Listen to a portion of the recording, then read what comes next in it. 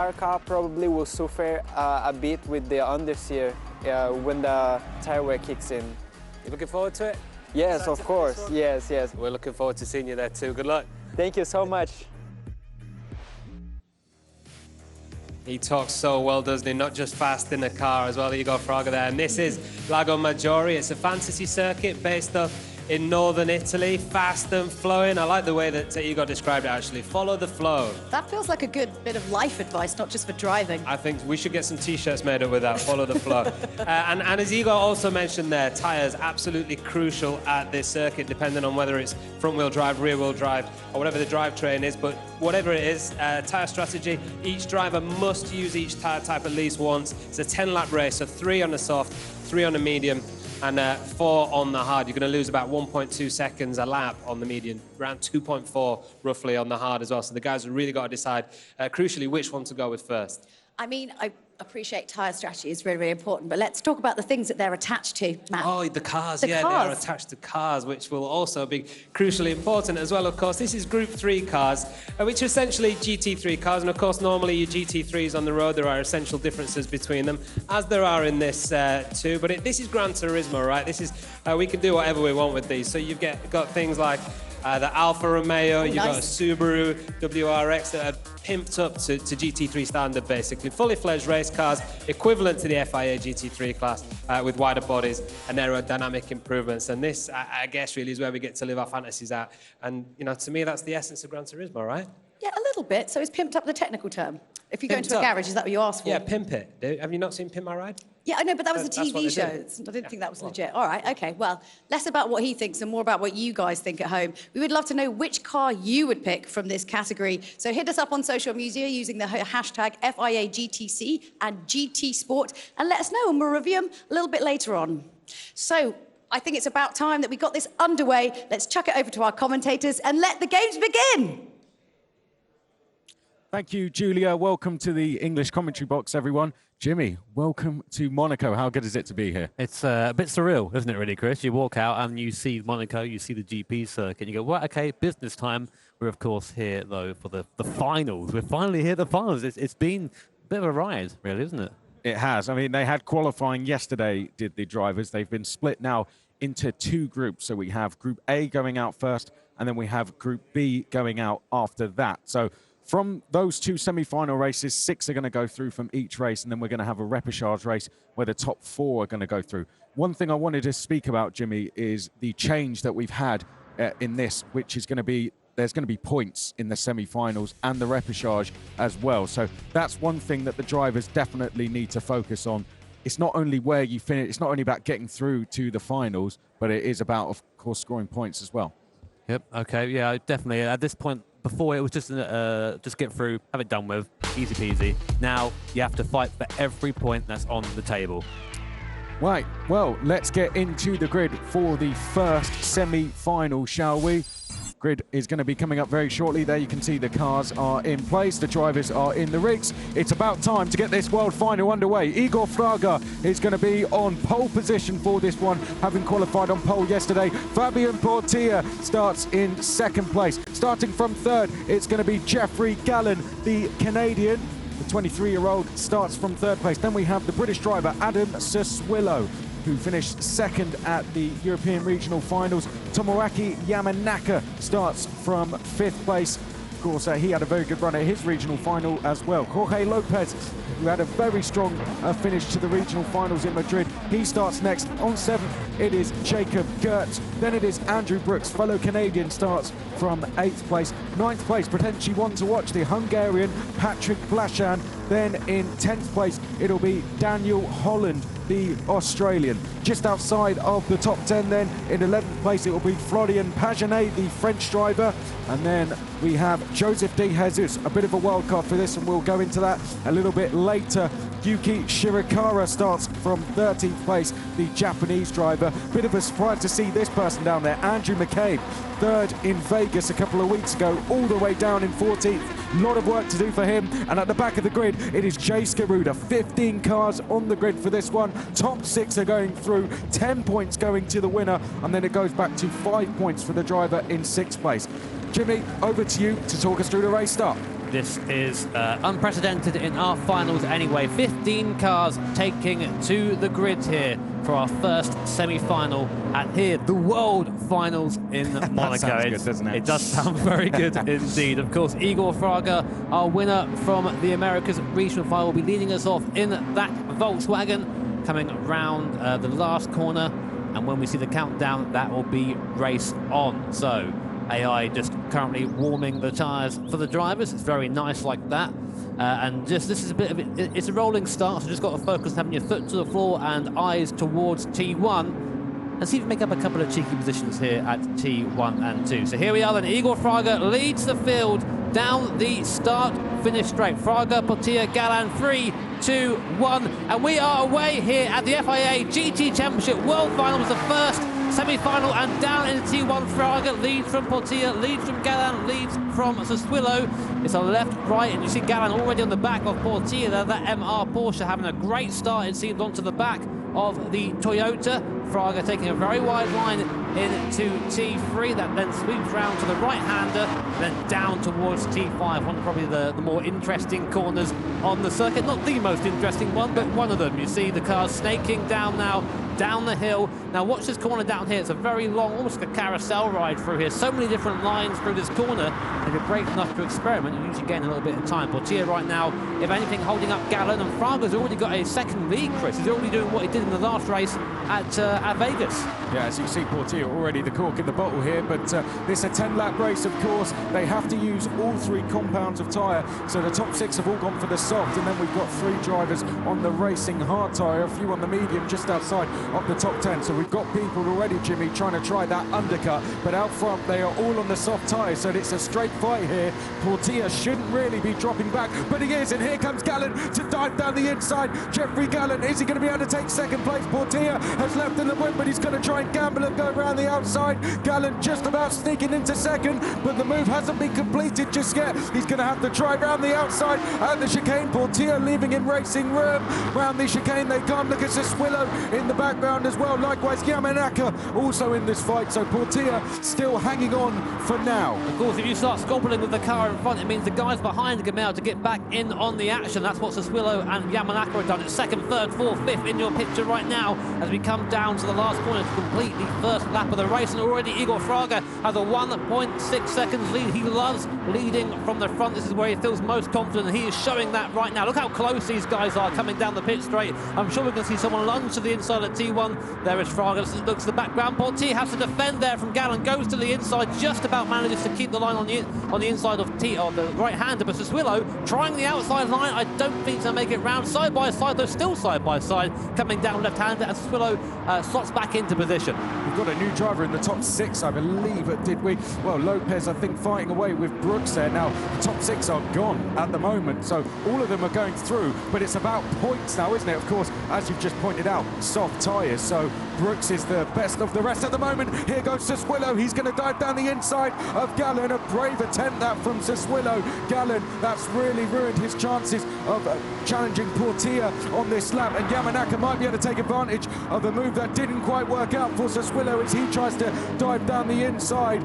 These guys, Jimmy, this is not really what they should be doing while they have the chance to use these soft tyres, is it? Well, they need to use it to just put in lap times, not fight. Definitely, and as we said before, the soft tyre will last about 2 or 3 laps around here. He's already had the best of the tyre life, and Galan going defensive from Sassuolo. This is what he did to Portilla in the lap before. You can see now the gap to Portilla is opened up. Sassuolo's going to try and go all the way around the outside in that Lexus. Not really the right line through there. Galan will hold third for now. As you said, Chris, the top 6 really pulling away for the rest of the field, but they need to be doing that because Brooks at the moment on the hard tyre is probably in the best position because he still has the soft and medium tyre left to run. A reminder that our drivers have to use every compound of tyre in this race. So some starting on the soft, they're going to have a fast start, but they're going to struggle a bit later on when they're on a harder compound of tyre.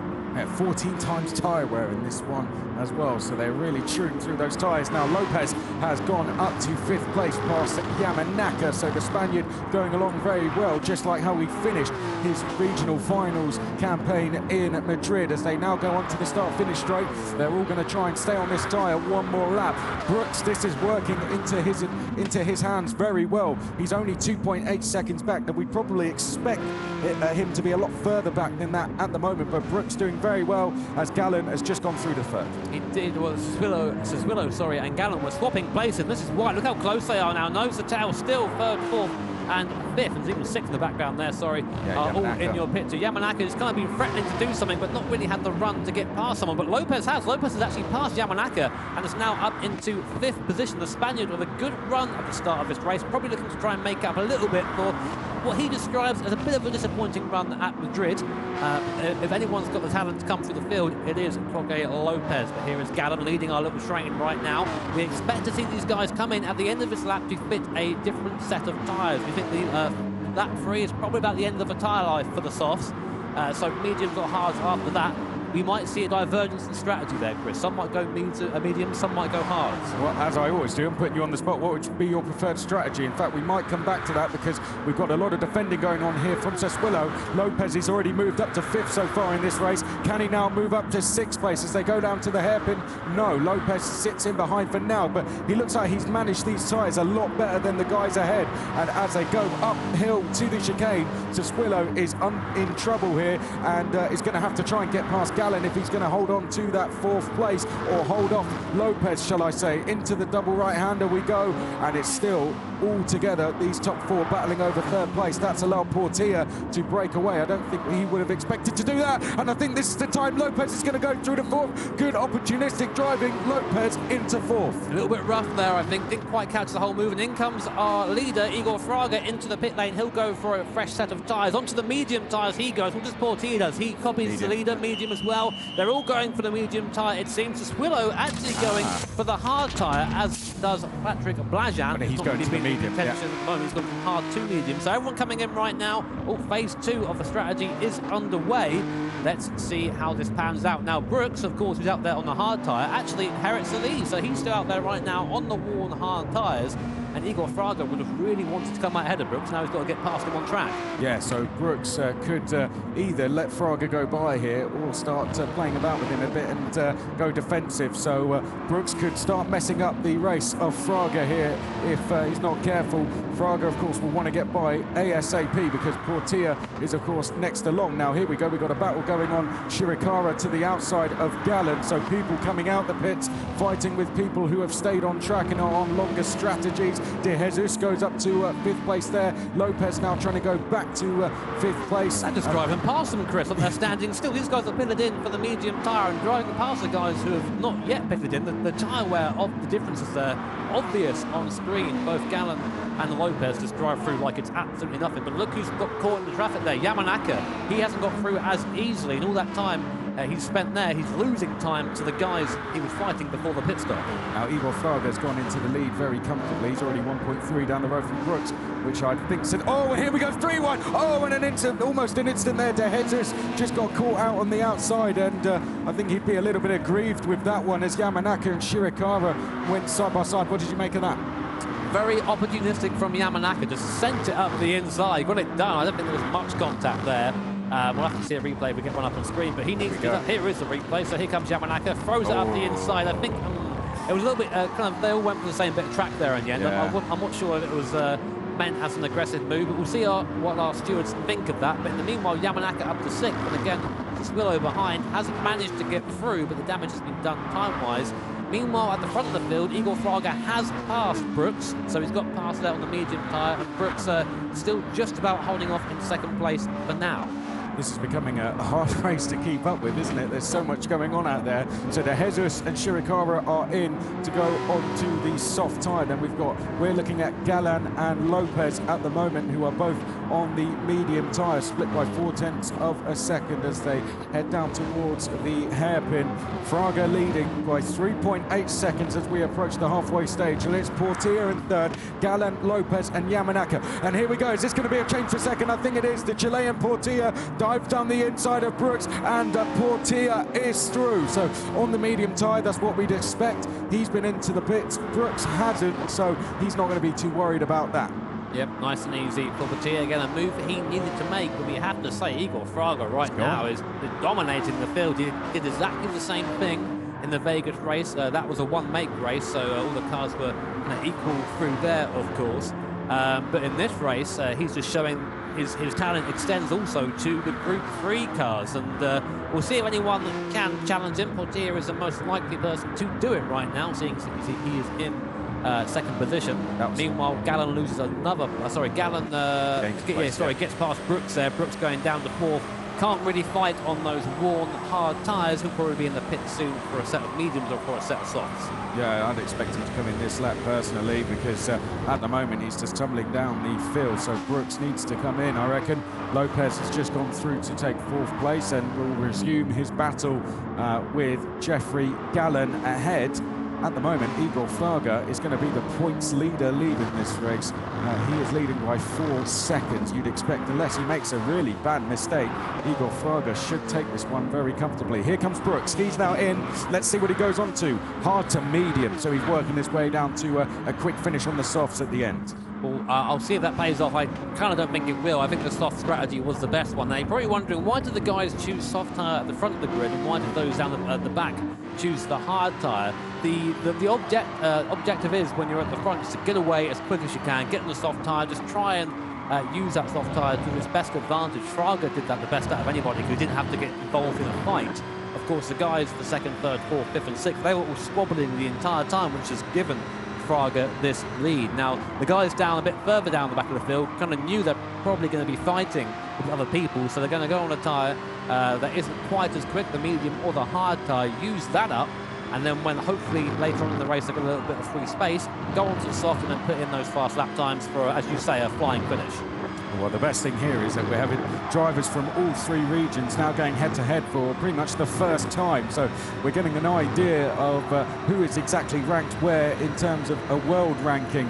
And at the moment, Igor Fraga is showing that he is potentially one of the favourites, if not the favourite for this event, with this performance alone. 4.6 seconds down the road. Now, Siswillo has the final ticket through to the finals at the moment, but he's on the hard tyre, and Patrick Blashan's within a second of him on medium tyres, so we could see that one change hands. Joseph De Jesus has just broken into the top 10, having gone past Shirakawa, who may have some soft tyres on, because he's lost another place to McCabe and loses another one to Pagenet as well, so he's dropping down the order and will need to come into the pit. But this on board with Lopez. It's a good view here as we now get up to the back of Gallen. You can see the Porsche in front, the MR layout, really struggling, and you see in the bottom right-hand corner the inputs there of Lopez, a little bit delayed in RM, but you get a good idea of what he's doing. So you see throttle, of course, full throttle down the straight, pulls to the inside. Let's see how late he brakes. There it is, full brake input, bleeds off as he comes into the corner. A little bit of trail braking there to get the car turned in. Position made up into third place. That seemed easy enough for Lopez, didn't it? And bear in mind, Gallen's been pretty fast as well. So Lopez made it look easy, just drove by. Siswillo, the first driver to make a second stop, quickly followed in by Gertz. At the moment, Gertz is in the 15th and final position, which would mean he'd be the only driver to be eliminated at this stage. So really needs to get on with it, Gertz. Of course, he is into the pits though, so that may have an effect on why he is down in 15th at this stage. But Siswillo in, now onto the medium tyres. He's up to 9th place at the moment, so once everyone starts to pit, we should see him either go straight into the top 6 or at least get very close to being there.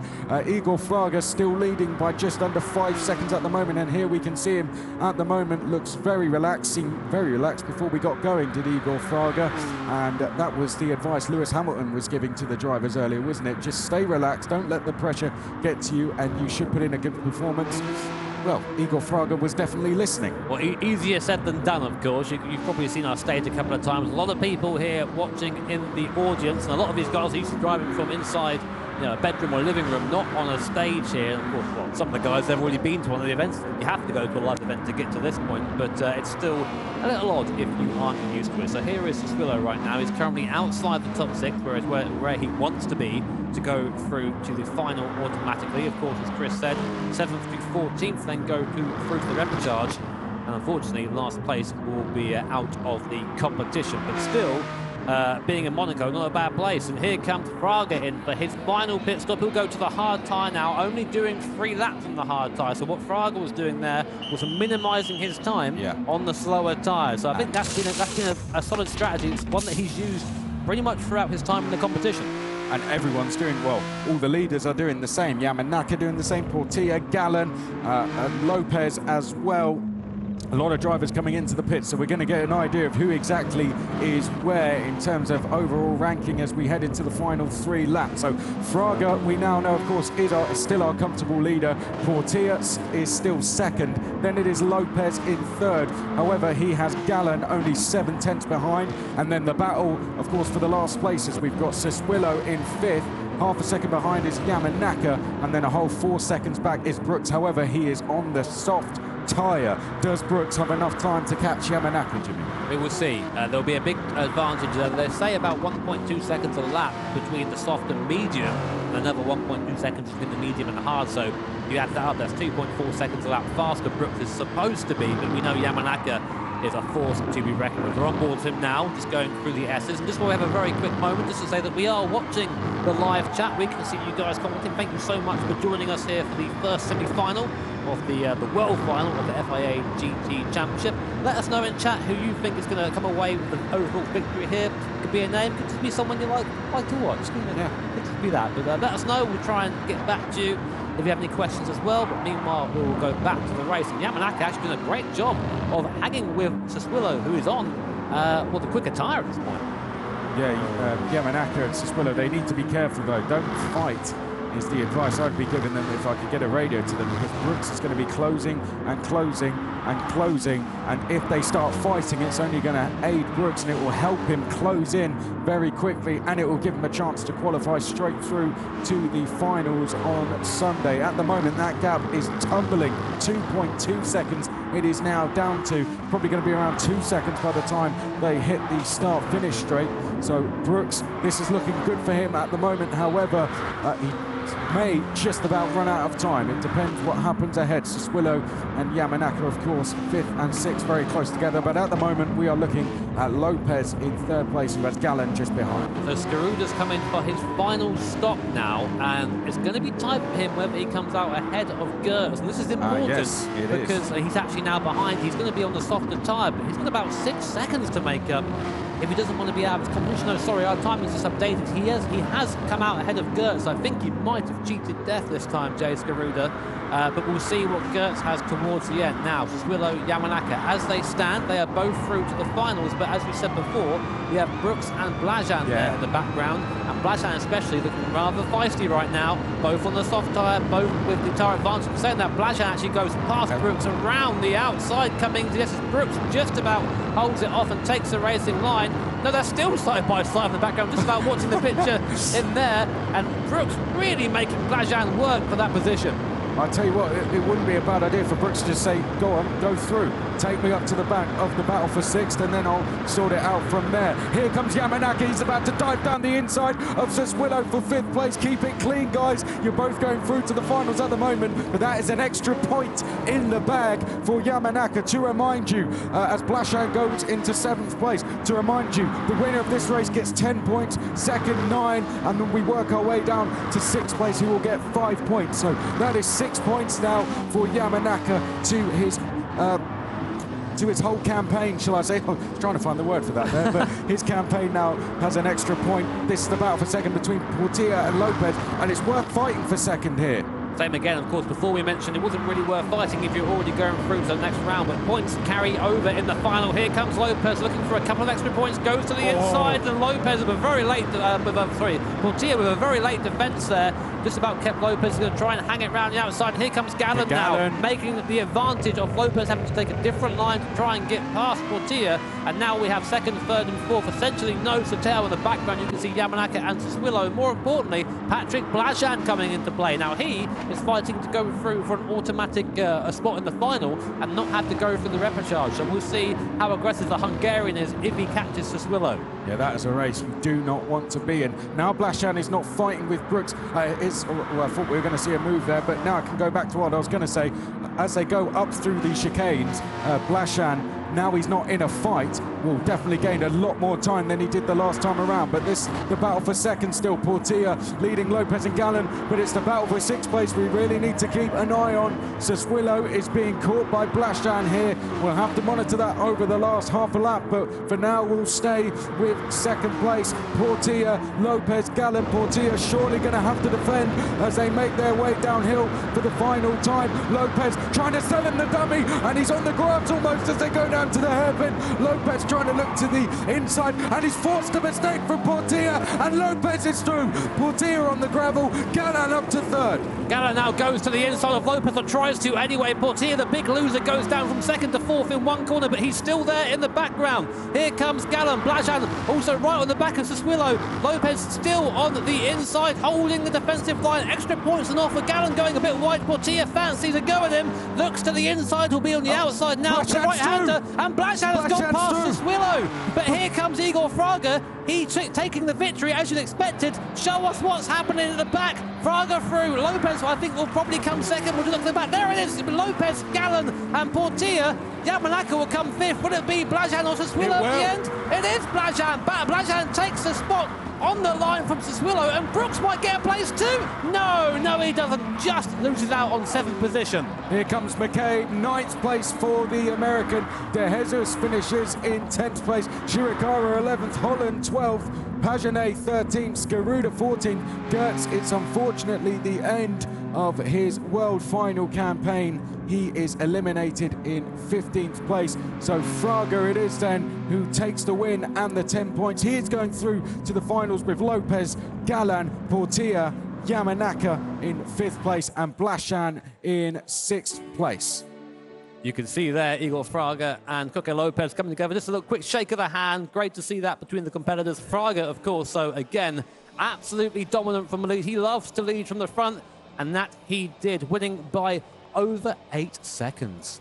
What about Sassuolo, though? You're going to be absolutely gutted, isn't he? I mean, it just came down to tyre strategy. We talked about it earlier. That is a big thing throughout this event.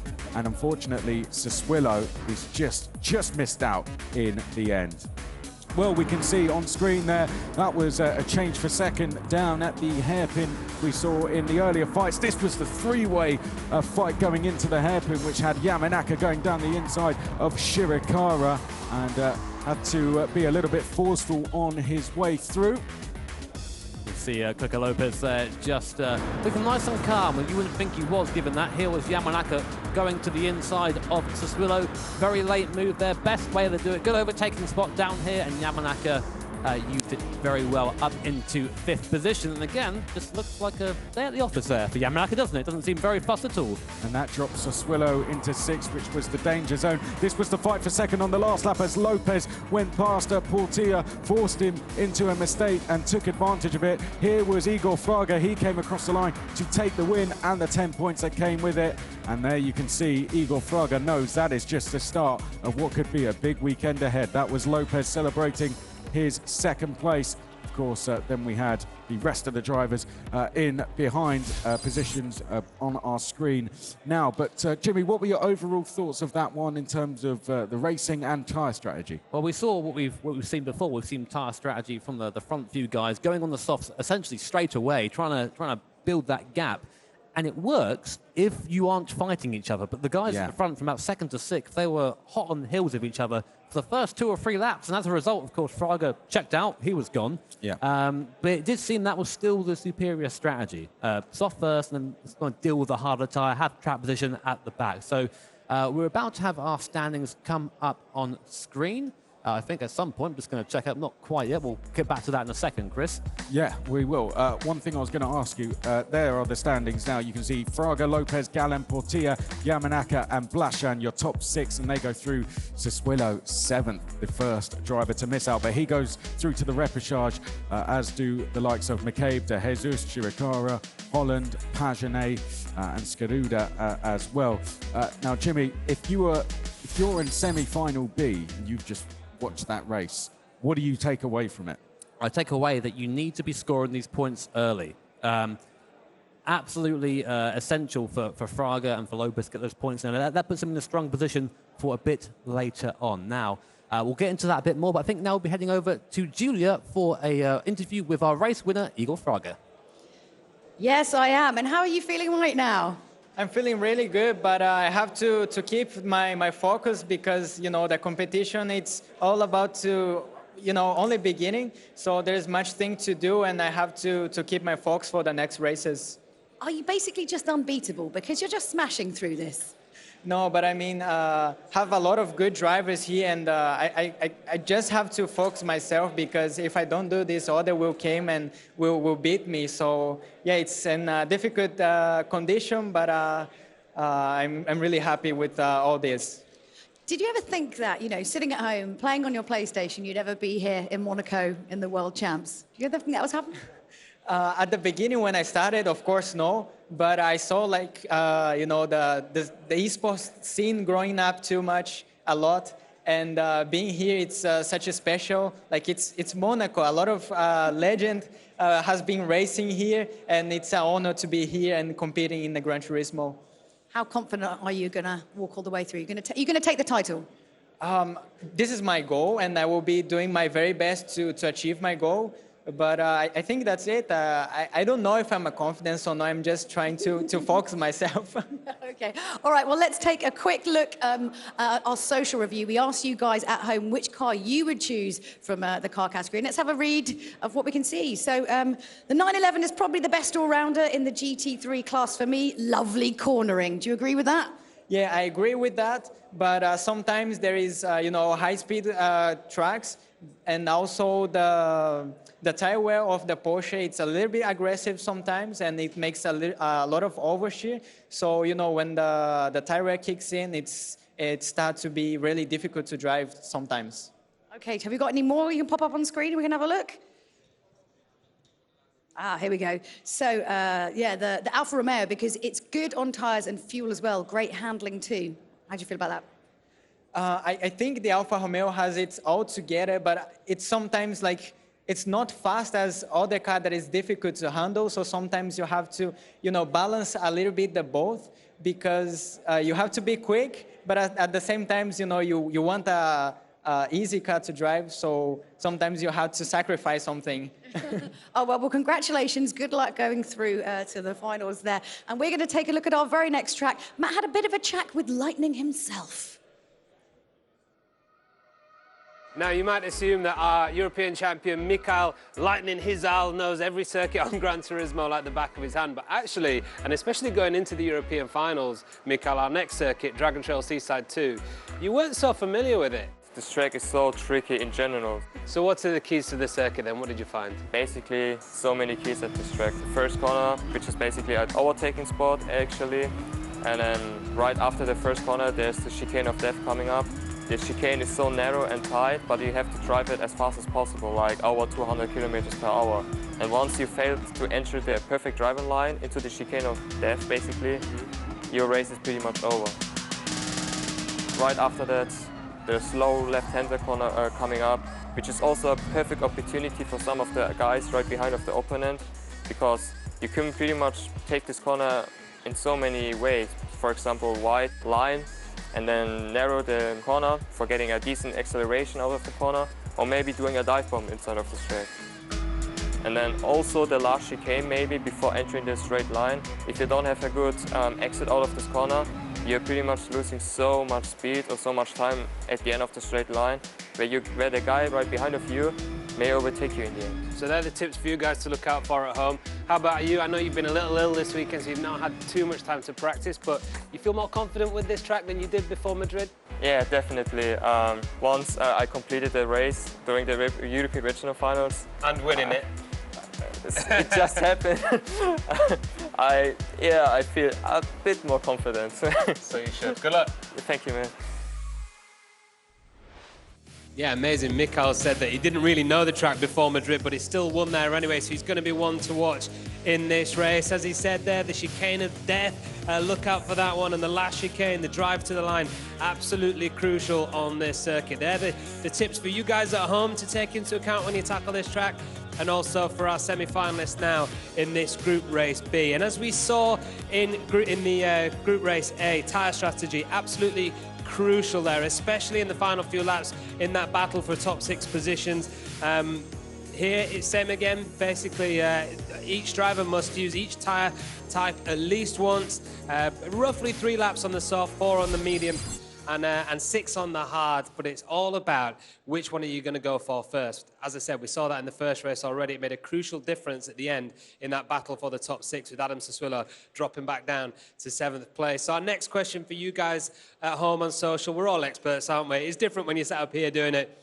But what would you go for? Which tyre would you go with first? Which order would you do it in? Do you want to go hard at the beginning or just want to be there at the end with that extra bit of pace? It's an interesting one. Jimmy, Chris, what would you guys do as you get ready for this next race? Well, that was the question I was about to pose to you, Jimmy. Of course, we're not on the same track. We are on Dragon Trail. So what's the differences going to be, do you think, between the race we've just seen and this race, the track? How is that going to affect tyre strategy? I wouldn't be so bold as Matt to go hard at the beginning. That wouldn't be a wouldn't be a good idea, I think. But I think again we'll see those who are in better grid positions go for the softer tyre just to try and get away.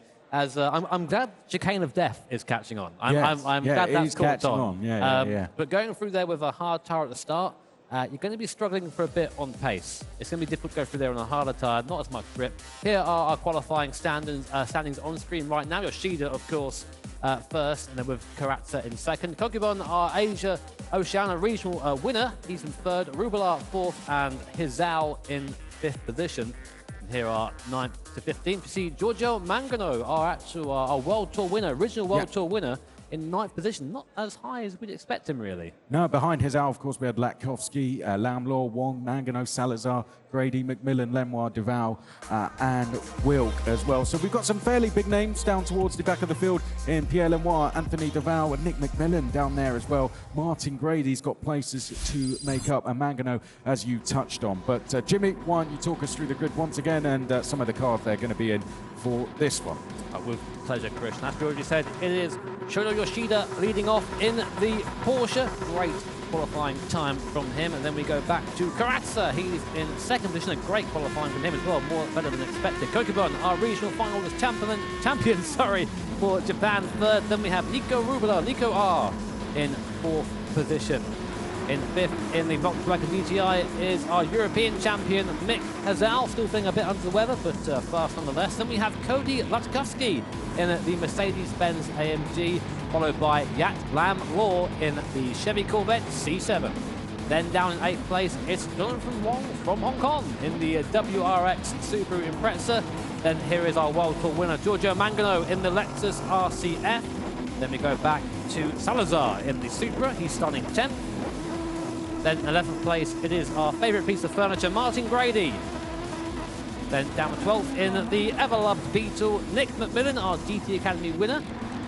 Then in 13th place, Pierre Lenoir. Not a great qualifying session from him. He'll be looking to get up the grid nice and early, followed by his countryman, Duval, in the Mustang. It's a big car, that one, when you see it in person. And there is Wilk, rounding out the field in P15 in the Lancer Evo. Chris, this is going to be a good one. Top 2 on softs, then we've got 3rd to 7th on mediums, 8th to 10th on hards, as you can see. So the top 2 have gone for soft. The plan for them, of course, break away early. Then we've got this big fight between 3rd to 7th, which are all going to be on the medium tyre. Imagine the likes of Wong, Mangano and Salazar hoping to pick up the pieces from any incidents that may happen early doors. Well, this is it, semi-final B. We're going to find out another 6 drivers who will be going through to the finals at the end of this one. 11 laps ahead of us. And once again, they must use all 3 compounds of tyre, the racing hard, medium and soft. Tyre wear at 14 times. Chicane of Death awaits. Yoshida will lead us down there first. Here we go. Let's get ready to go racing for the 2nd time this weekend. Shogo Yoshida there in the Porsche out front. Karatsa just behind, also on soft tyres. That's the green light, and we are away and racing. Yoshida then leading us down to the first corner. Karatsa in 2nd place. Kogiben in 3rd. Then it's Rubelar in 4th. Mikhail Hizao is 5th place. Let's hope for a nice clean start. Yoshida running perhaps a little bit wide mid-corner, but overall it's It's a steady start from all drivers as they make their way then down the straight. Here we go, Yoshida still leading the way. Karatsa still in second place. No changes early on. There they go through the chicane. Oh, and Yoshida clipping the wall already. I think Kokibun did the same, his countryman. But other than that, I don't see any instance where Karatsa's under a lot of pressure in second place, which is not good news, considering he's on those soft tyres, Jimmy. Yeah, Kokibun there looking to try and gain paces nice and early. In third position right now behind Karatsa. Karatsa maybe qualified a little bit above what he expected right now. Let's see if he can handle it in a race situation. He has the Asia Oceania champion breathing down his neck in that V12 Vantage. Something we know about that Vantage is that it is very fast in a straight line, so maybe we'll wait until the straight to see him attack. Meanwhile, Nico Rubelar behind him is, is he over the back of Kokibun? Maybe we'll go to the left here, try and overtake. No, stays behind for now, which allows Yoshida in front to make a little bit of a gap. But bear in mind, of course, Karatsa is on the soft tyres. In the background, looks like Kokibun's actually lost a position there to Rubelar. So Rubelar's got past nice and quickly. Yeah. And now Mick Hazal wants a piece of the action as well. Yeah, Kokibun ran wide there, just off screen. So Kokibun running wide, and that's basically just handed the place to Rubelar. Now, Pierre Lemoire's gone on the soft tyres, started way down the field in 13th place. He's already up to 10th. That a brave strategy from him. Rubelar, is he going to defend here from Kokibun as they head down the straight? As you said, Kokibun very quick in a straight line, and he's through to third place. Mick Hazal going through to fourth place. So two regional champions going into third and fourth there, Jimmy. But here we go then. They're going to go 2 by 2 up to the chicane of death. And look at that VW in a straight line. Nowhere near as fast there as the BMW. You can't go 2 by 2 through here. Mick has to pull back into the toe of the BMW. I think leaves a wing mirror there behind the wall. Very close to that indeed. But you see, that is essentially like a sorting zone. You have to get in line through there. In the background, I think that was Jack Lambour who tried to have a move on his. Oh, and Latkovsky is going to take both down at the bottom there. Latkovsky forced into the wall, and that will be a terrible start to his race, and he's going to be now just a steam trained by the cars behind. Mangano goes through as well, as does Jonathan Wong. So Latkovsky down to 9th position. Well, it's a shame we didn't pick up the start of that. We only saw the kind of aftermath of it. Rubelar here hassling Kokibun once again. This is where he picked up the place last time around. Can he do the same? The Chilean switchback trying out the left-hander, but this time Kokibun a much better run through there. Nevertheless, though, Rubelar's going to try once again for third place here. Rubelar, can he get the move done as they come up to the chicane? Pulls out for now, so Rubelar stays where he is for the time being, but Nico are there hassling Kokibun once again for third place. In the background, we've got Hazal and Yatlam Law, who's made a good start to this race, but we go back to Rubelar, and I think he's about to try a move going down to T1. Look at the speed there, though, that Aston Martin V12, just about managing to keep the BMW there on the inside, but Rubelar does have the inside line and goes past nice and easily up into third position there. And Kokibun behind there, just keeping in. Maybe I'll say his name right at some point. I've been trying very hard for the amount of time we've seen him on screen, but he's attacking now. Rubelar coming into the chicane, won't try anything, but you can see just how close he's getting to the back of that BMW. He is not ready to settle for fourth position. Good to see good clean racing from these two guys. Now, Pierre Lemoire did try the soft tyre. It has not worked for him at all. He's actually dropping places now down to 11th as Rubelar, the one to run a little bit wide this time. Jonathan Wong has come under investigation for colliding with another car. Let's go through your top 10. It's Yoshida, Karatsa, Rubelar, Kokibun, Hazal, Lamlaw, Latkovsky, McMillan, Wong and Salazar. That is the top 10 as it stands. The top 6 of those will go through. Adam Wilk in the drop zone at the moment. Unfortunately, he will be going home at this stage. Interesting story about Adam Wilk, because he actually overtook his brother in the Repechage event to get here, essentially. That was a brilliant race as well. He overtook his brother, forced him out, and he went through. So right now there's another Wilk sitting at home with probably a little bit of animosity mixed there. emotions. Here is Hazal. He did get past Jack Lamlaw, but now the Hong Kong driver is all over the back of Mick Hazal, who I think it's fair to say is struggling a little bit as Law gets on the curb there on the outside. Big raised curbs around here. If you try and throw the car over there too enthusiastically, you might end up having a little bit of sideways action. Meanwhile, Karatsa into the pits, onto the medium tyres. Was that unexpected, do you think? Or? It's interesting to see the the trend being set. So I think that, again, Karatsa, like we've seen in a couple of other races, people who start on the soft try and save the hard tyre for the end and then defend track position. Grady coming in, he actually goes onto the soft tyre, so this is going to be Grady's quick stint. He's currently down in 13th position, so he'll be at the moment in the repechage. Here is Hizal and Vietnam Law. Back to our leader, Yoshida, who goes very wide there. Down at the bottom, understeer. You could hear the tyres giving up, essentially, and he tried to turn the Porsche 911 RSR into the left-hander, and that's allowed Rubelar and the Kokubun behind to get back into the action. Well, Yoshida actually struggled in practice yesterday, but overnight he has found some pace. So Yoshida going along very well today. Kokubun only used the medium tyres in practice yesterday. That's all he wanted to do, get to grips with the medium tyre, which suggested he was going to start on those. And Kokubun, that practice has paid off. He's in third place with Rubelar. They seem to be working together now to close in leader Yoshida, who may have left it a lap too late to come into the pits here. So I think Karatsa came in at the perfect time. Yoshida has certainly stayed out a lap too late. I think that might be the case. He's going to pit in now, of course, and probably go on to the medium tyres to try and maintain that pace. But as you said, look at this gap now, Chris. It's come right down, under half a second now. And I think it's Rubelar and Kokubun. They're both going to come in, I think, as... Or is he? No, okay. Rubelar went, that was an oval racing style thing there. Pretended to come into the pits, went nope, and then suddenly pulled out to the right, and he's going to go around for one more lap. Now, Vietnam Law going onto the hard tyres, as is Latkovsky. Yoshida going onto the medium, so he's going to go for a quicker middle stint than the cars around him. But Kokubun, of course, with the soft tyres still yet to be used, same as Hizal, they're now going to be very quick in 4th and 5th position. So let's see how that pans out.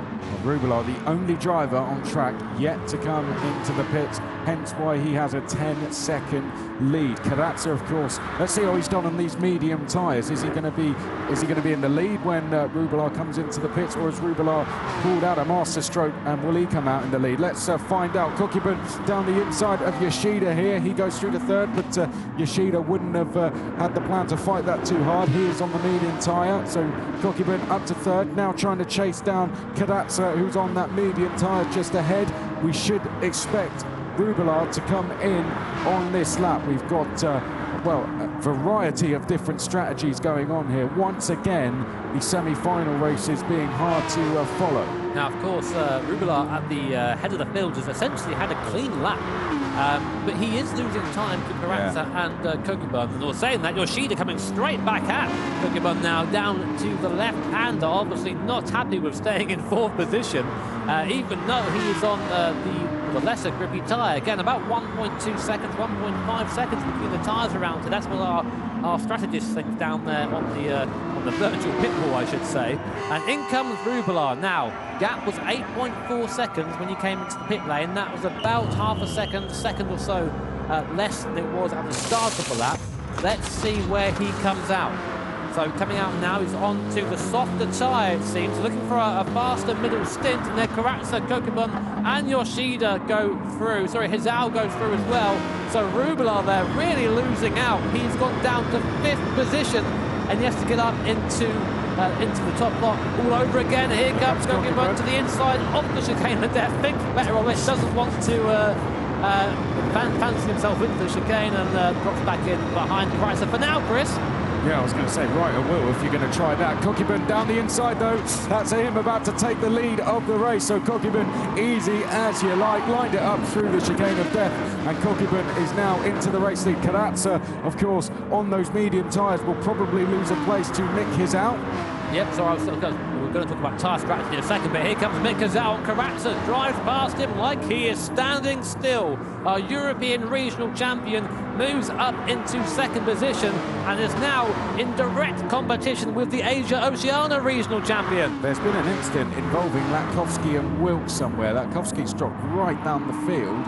to 14th, and both drivers are under investigation. So we'll see if anything comes of that, but it certainly looks like Wilt got away the better of the two after the incident took place. Now Yoshida is there in 4th place, hassling the back of Karatsa at the moment, and Karatsa goes defensive. Grubelar's about to make his 1st place back after his pit stop. He goes into 3rd place, does he, in one hit? Yes, he does. So the Chilean up to 3rd place. Karatsa looks like he's under pressure of losing 4th place here from Yoshida. Yoshida to the inside. I think he's got the rightness. The two leaders now side by side. The two regional champions. Hizao goes down the inside of Kokibun, and that is the lead of the race taken. What a story this is. Our two regional champions scrapping for the lead here in the first semi-final. Kokibun, though, is not done. Hizao came from about a second back and overtook the Japanese driver into T1. Now Mick Hizao is awake. We thought he was struggling a bit at the start. He's now where he wants to be, out front. Watch him now. This is what he prefers. Just like Igor Fraga, he likes to lead from the front, but he's got possibly the biggest challenger he could have behind him right now. Ryoto Kokibun, of course, behind there is Yoshida and Karatsa. You might be thinking, why are these guys pulling away so much from the rest of the field? They're on the soft tyre. The tyre is the fastest round here right now, and because they've got clean air, they can use that soft tyre pretty much to its best advantage. So the best thing for them to do right now would not be to fight. You try telling racing drivers that. Yeah, never going to happen. I think a guy doing very well is Yat Lam Law. He's on the hard tyre there in 5th place, so he's on his long stint at the moment. And is that him actually having just gained a place? Oh, I'm not too sure if that was just Yat Lam Law, but he's there in 5th place. Sorry, and Yat Lam Law. I think he was briefly passed by Grubelar, and then it went back. I'm not too sure, but on those hard tyres, he's getting his long stint out of the way as such. And here we go. I think our two leaders are going to come into the pits together. Oh, wow. And the Aston pushing the VW into the pit and saying, hurry up, son, I've got some tyres to put on this thing. Hizao, I think, will just about come out in front of Kokibun because the pit stops are of the same length. But it's going to be very close. Here is your pit exit. And it looks like, let's see, there is Hizao just in front of the Aston Martin. And now it is a straight fight between the two drivers, both on hard tyres. The guys in front all have to pit just yet. So again, just like the last round, you have to use every compound of tyres in this race. That is a rule. If you don't do that, you will be disqualified. And right now, these are the guys in the best position, 5th and 6th, with all that pit stops done and dusted. Yeah, through the chicane they go. Kokibun, you can see in the background, we're on board with Mick Hizao. We can see he drops now down. If you look to the bottom right of your screen, we can see him dropping down to 2nd, then up to 3rd very quickly. And now they make their way back uphill. In the background, we can see Salazar and Mangano as well. They are very close together, both on the medium tyre at the moment, but yet to make their 2nd stop. He's got him on screen, Chris. He's looking like there is nothing on the line, Hizao. He's just sitting back there driving about 120 beats per minute there on the old heart monitor, a bit less than that. When I drive, I nearly die. This guy's sitting out, yeah, okay, just going for a bit, a mild jog at the moment is this race. Of course, still has a Japanese driver hot on his heels. Importantly, Chris, I've said this before, this car is a rocket, the Aston, a rocket in a straight line. And what have we got coming up? Big old straight.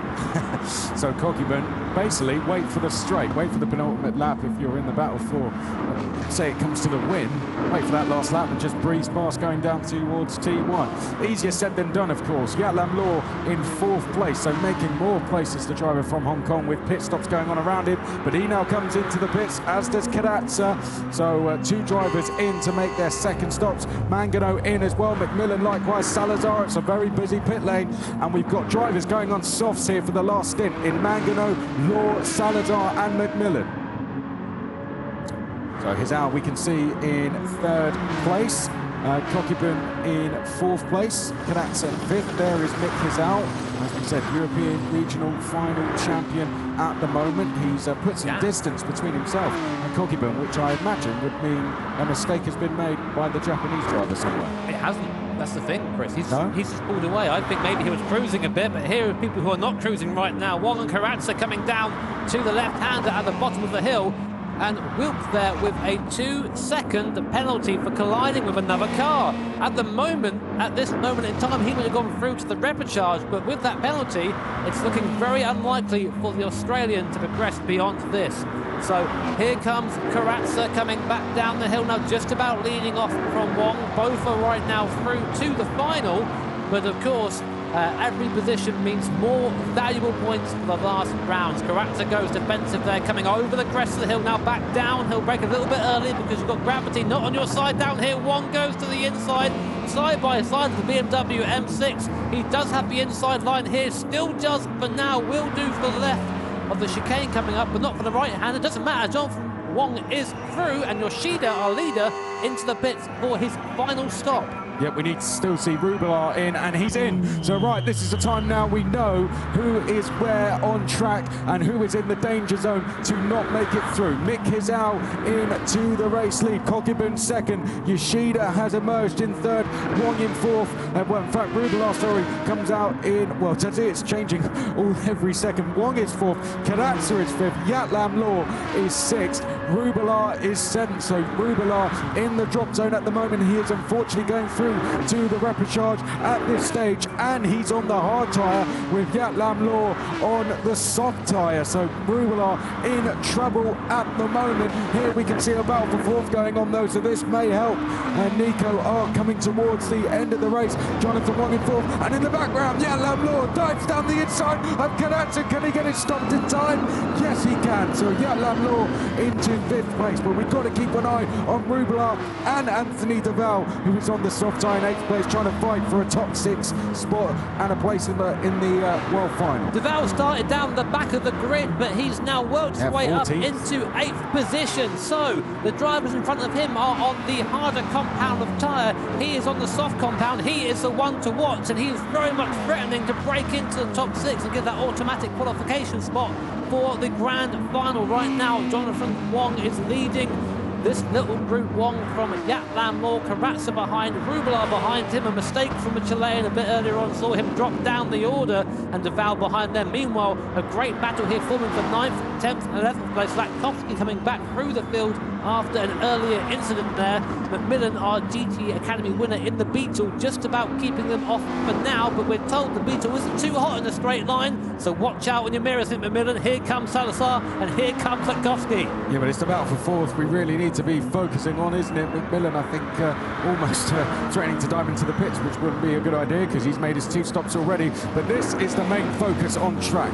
This, the battle for the final space in the final automatic qualification, going to the top 6 drivers here, and Karatsa in that 6th place. However, he's on hard tyres. Rubelar is as well in 7th, but Anthony Deval in 8th is not. He seems to be dropping away at the moment, so I don't know if he's put those soft tyres on too early, but we'll keep an eye on that. Nevertheless, Karatsa and Rubelar are both on hard tyres, so it's a head-to-head between those, and it could become a 4-way battle with Wong and Law just ahead. This is the final lap of the race. At the moment, Hizao, Kokibun, Yoshida all safe, but Jonathan Wong in 4th is not at this stage. Yatlam Law in 5th likewise. Karatsa, of course, as well, and Karatsa is starting to go defensive from Rubelar. Here he is defending through the right hand of Rubelar, trying to find a way through. He wants to go through automatically in this race. He does not want to face a repechage as they go down to the left-hander, and I think he could be through. He's trying to go around the outside, but Karatsa... Rubelar round! He spun it on the curb there, and there goes the Chilean's chance of automatic qualification.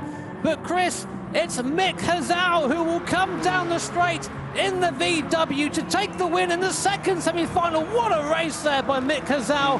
Kokibun there will come home in second. Our 2 regional champions second and third. Yoshida in 3rd place, sorry, but here comes Jonathan Wong. He's just about defending from Yatlam Law. They come home in 4th and 5th. Karatsa 6th. He takes the last automatic place, and Deval all the way from the back of the field, comes up to 7. There was a close fight for 14th as well. Pierre Lemoire just about managed to get away from Grady, who had some problems somewhere on the last lap. And here is Grady. He is going to crawl up to the line, and he is unfortunately out of the competition. But Mick Kizao, Ryoto Kokibun, Shogo Yoshida, Jonathan Wong, Yat Lam Law, and Adriana Carazza, we will see you in the finals. They all go through. There you can see your top 3 just getting a photo. All of them, of course, are through, along with 4th, 5th, and 6th. And again, Mick just doesn't look like anything's happened. He's like, yep, okay. We've won that race. That's good. A great start for him, of course. Points early on, really strong for the campaign. You need to be getting all the points you can. And Mick and Ryoto, perfect pretty much for them almost. Yeah. I mean, I take a second from that. Yeah, with 10 points going to Mick Kizao. Second place, Kokibun takes 9 points. Of course, Yoshida takes 8 points, finishing 3rd. Finishing 4th, Wong takes 7 points. 6 points it is for Law, and Carazza gets 5 points, finishing in 6th place. So he takes that last space going into the automatic sport, to go through to the finals. And now we're looking at some replays. Yeah, here's some free wide action from earlier on. You see that Costi coming off the loser, and unfortunately didn't quite get out of that one. He's looking a little bit upset there in the top right-hand corner. Here comes Yoshida, his mistake earlier on. Understeered at the bottom of the hill, you can see there from the camera, and doesn't look like much went on there, but I can imagine some swear words going on probably inside the head of his. Here comes the Kokibun in the Aston Martin, going past his compatriot up the hill there. Good race from Kokibun. Didn't start that high up, but managed to work his way as the race went on. And here he is there, passing down into the left hand. He liked passing there. Yeah, he made a few moves there, and then Hizao, this was his move for the lead and the eventual race win as well, in towards turn number 1. A nice clean move on Kokibun. Carazza, that was the moment he defended 6th place, and that was the moment Rubilar's chances of going through to the finals went away. But of course, he will have the repechage. All the drivers finishing 7th through to 14th will have the chance to qualify once again in the repechage, which will be coming up later. So your top 6, Hizao, Kokibun, Yoshida, Wong, Law, and Carazza. And then, of course, going into the repechage, we have the likes of Anthony Deval, Salazar, Rubilar, McMillan, Mangano, Latkovsky, Wilk, and Pierre Lemoire. Despite that strategy that didn't really pay off with him going on the softs early, something happened to Grady on the last lap because he dropped 9 seconds back from Lemoire. He is out of the competition along with Jacob Gertz. Well, provisionally out of the competition, but saying that there was actually an investigation between Lemoire and Grady because that's why he lost so much time. There was an incident there. We didn't see it on camera. So that might not be the end of Martin Grady's story, but we'll keep you guys updated.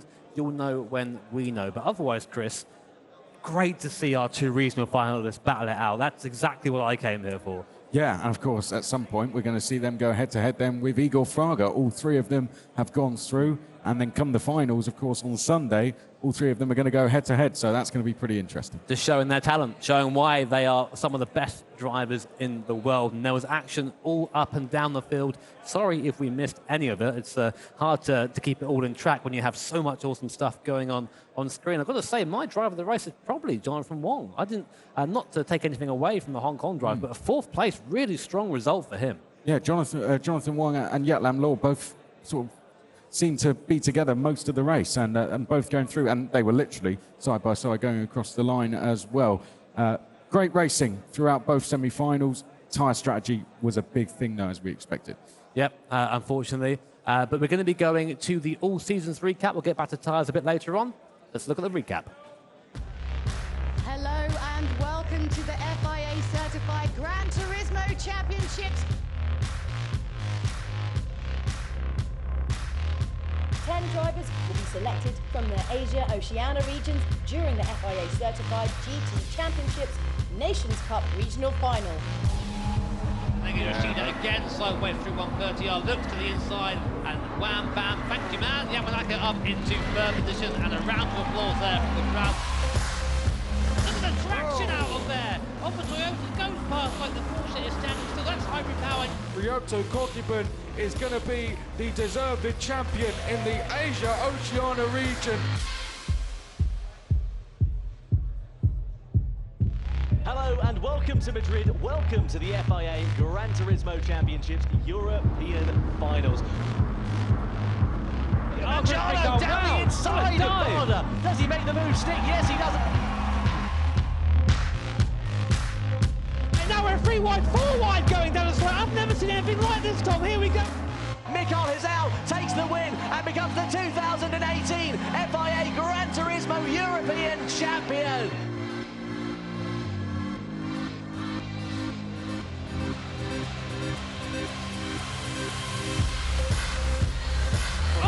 Oh no!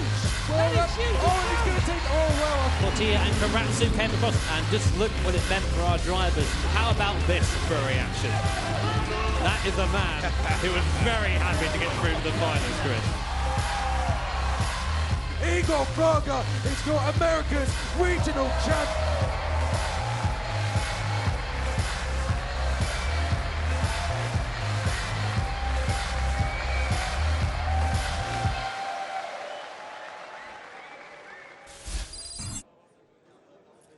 Well, just a quick update. While we had the break there was the investigation. Nothing came of it, essentially. So Grady is unfortunately out of the competition at this stage. Let's look at the standings once again from that race. Now they are confirmed. Hizao, Kokibun, Yoshida, Wong, Yatlam Law, Karatsa all going through to the finals.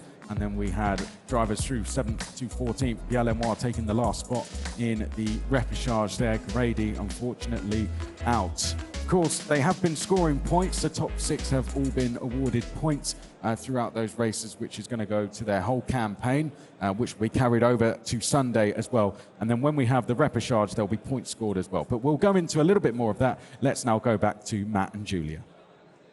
Wow. I mean, if ever there was a race to have a discussion about tyre usage, it was that, like, look at Rubala, like all of his choices, and I thought I was ahead, and then, yeah, it just didn't kind of pay off in the long term. Yeah, it'd be interesting to know, you guys at home, were you right? Did you pick the right choice, whatever it was you went for? As the guy said, once again, it proved crucial, as it always does, and there's plenty more where that came from. Yeah, shock, I feel quite stressed after all that. I feel a little bit bad for the guys who've lost out at this competition. Just seeing the sort of the review there, the different places where they've all come from. You know, some people have to go home, and there's some more to come as well, unfortunately, today. Well, let's take a look at what you guys are thinking at home. So we had, we're talking about, the question was, what would be your tyre strategy? So medium, hard, then soft. Keep the fastest for the last and ensure enough lead with the medium. Yes, Jimmy, the chicane of death has caught on. Well, I should hope so. Don't forget to keep your comments coming in on FIA, GTC and GT Sport as the hashtags. Let's take a quick look at the schedule. What remains of the day? That's like a weird film reference, oddly. We've got one more race for you. Remains of the day, obviously. I've never seen it, sorry. No, neither have I just know the name. So we've got one more race for the rest of the day, which is the repechage race, which is kind of like the last chance saloon for some of these guys. Yeah, it really is, and there's going to be a few more of these guys who are getting their ticket home, unfortunately, in the repechage race. It's all going to take place at our third track of the weekend, and it's a track with great history, the Red Bull Ring in Spielberg in Austria. It's been hosting Formula One on and off since 1970. Of course, formerly the Österreich-Ring and the A1 Ring. It used to wind up and around the foresty hillsides there around Spielberg. It's a stunning venue. It's been completely updated, of course, with the huge investment that Red Bull have put into it. Fantastic facility right now. Not the most complicated circuit layout, but it always lends itself to great racing, especially through the final couple of sectors, a couple of right-handers to finish off the lap that just tempt the drivers in to a last-minute lunge. Plenty of elevation change as well. As I said, it's right at the bottom of a mountain, and you can just literally see it as it starts to climb up there. The highest point, that's where the track used to disappear up into the forest and then come back down again. Now vastly reduced to 4.318 kilometers. But as I said, lends itself to great racing. Doesn't work the tires too hard either. And strategy in this one is going to be absolutely crucial. Once again, as we said before, well, I suppose strategy. The strategy is there is no strategy, to be fair. Well, it's just, you know, it's just got best driver wins. Yeah, exactly. So the guys are all on hard tyres. There's no pit stop in this one. 3 times wear as well. So when I say strategy, yeah, there's not a strategy in choosing your tyres, but how you use them is going to be key to see who's got the grip at the end of this race. Well, I mean, obviously, so tyres are kind of a little bit out, well, they are out of the equation for this one. Let's take a look at the particular type of cars they're going to be racing on in this particular race. Yeah, Group 4 cars. So basically, these are cars that correspond to the FIA GT4 class. Essentially, these are race cars with basic performance enhancements, plenty of power, excellent handling, all manner of drivetrains available. So that will have an effect, of course, on tyre wear. And essentially, that's what the guys have to take into account. Some front-wheel drive, mid-engine. There's a real combination. Four-wheel drives as well. There's a real combination of things here. So that's going to be the key thing, I think, to look out for when we see that tyre wear at the end of the race. Definitely. So if you guys haven't seen any of the Repechage races so far, you are in for such a treat, because this is where it starts to get a little bit scrappy, a little bit jostly. Bit of a goer, you said before, didn't you? Bit of a goer it is, because this is their last chance to make it through to the Sunday finals. So, well, let's put them out of their misery. Let's chuck over to the commentators for our final race of today. Best of luck, guys. Well, everyone, as Julia said, last chance saloon. This is it, Jimmy. I think we both agree. I think everyone agrees. These are usually they're the best races, let's be honest, because it's your fight, your last chance to get through, and it's all or nothing. That's the approach you've got to take. Yeah, it's just a fight for survival. If you are not in the top 4 when the checkered flag comes out, that's it. The competition is over. And we have some big names in there as well. And you've got Saswillo in there, Latkovsky in there as well. Lenoir, of course, didn't perform so well in the last race. So really is going to be a massive scrap. And, I mean, I think the best Repechage race we saw was at this track, albeit in Group B rally cars. Not quite the same as a GT4 car, but still great to watch nonetheless. So our driver's just getting prepared now at the moment down there. So just a couple of bits getting sorted out down there. But in the meantime, we have a great bit of video for you. These are our top 5 mistakes from our drivers from this season. See if you agree. And Blajan has had a shocker here as well. What's happened here to Patrick Blajan? He was 4th at this point, down in turn 5. Did he have a spin coming out of here? He got onto the curb, he was off as well, he was offline, and he spun it round for good measure there as well. Coming into T1, he's just about there on the inside. Bayless has to take a very tight line, slows up his exit, and Karatu, he's off. I think he just got run out of track there. I'm not sure if he was helped off or not. We'll have to look for a replay. An Australian guy in the chat. I'm sure you're hoping that Holland with a big lunge up the inside. Oh, and then contact behind. Three-way contact there.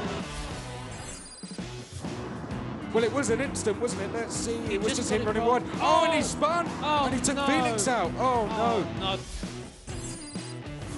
Here comes Rubila. Just say what you think's not going to happen, and then you'll probably... Oh, no!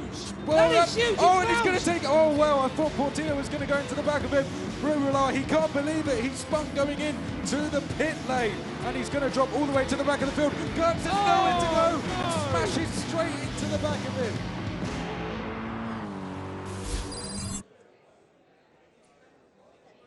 I got a bit scared there, Jimmy, because when it's the top 5 mistakes, I thought it was going to be us. Yeah, just be essentially just a B-roll of us being terrible for the entire time. But I think I agree with number 1. I think I face-palmed for Rubila there when he made that mistake. Such an amateur mistake to make. And of course, he seemed like he didn't really care about it at the time, but I think he might have done. I think he might have got a bit of slack for that. He had his back to the screen just there. I could see he was looking the other way. Fingers in his ears like, oh, well, it didn't happen. We could probably add to that list after this race, potentially, because Repechages always provide mistakes. And this one, as you said, we're on the racing hard tyre around Red Bull Ring in Group 4 cars. What do you think of the cars that could potentially be going out there? I know you were having a chat to some of the drivers yesterday about some of the Group 4 cars. Well, I was actually going to say before we get into that, of course, we had Lewis Hamilton here earlier talking to our drivers, which was great to have him here, of course. And something you said earlier, he was saying, don't let the pressure get to you. But what if the pressure is you going through to the finals in this last Repechage race? I'm not sure I could keep cool. And those who are able to do so out there will, of course, I think, come good at the end. But yeah, as we said, let's talk about the cars, Group 4 cars. Kind of unique in the way we have a lot of different drivetrains. Some cars out there, front-wheel drive, the Audi and the VW Cherokee, so front-wheel drive FF. We also have MR, FR, and, of course, the four-wheel drive cars. Now, we're going to pop through some highlights from race 1. As you can see, here is Portilla and Gallen having a big fight there, coming down that great T11, and saw a lot of action down there. Yamanaka getting a 2-for-1 down the corner. Something a little bit aggressive, I just think opportunistic.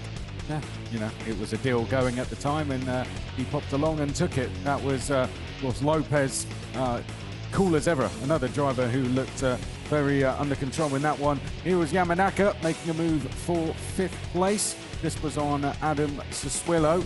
Sassuolo would unfortunately lose out on a top 6 spot. That was Yamanaka whilst he was making the move. Yes, he made a move just there. Didn't look like it, did it? As he sat there in the rig, very calm as ever. This was Lopez then. He forced a mistake here, really, from Portilla. Tried to sell him the dummy, almost went on the grass, and I think Portilla looking in his mirrors too much and ran wide. Nevertheless, they'd all go through, of course, albeit with Portilla slightly less points on the board. Fraga took the win. We had Lopez finishing in 2nd place, and a deserved 2nd place it was indeed, and that was him just showing his emotion after the race. That first race was a very good one around Lago Maggiore. Lots of tyre strategy. Of course, that's not going to be in the case that we have in the Repechage race coming up. We can just see the drivers now in the rigs getting ready to go for this one. Repechage, it'll be 12 laps, so plenty of time to go through. I think the key here, Jimmy, is to keep yourself in the fight, isn't it? Don't get involved in an incident early on.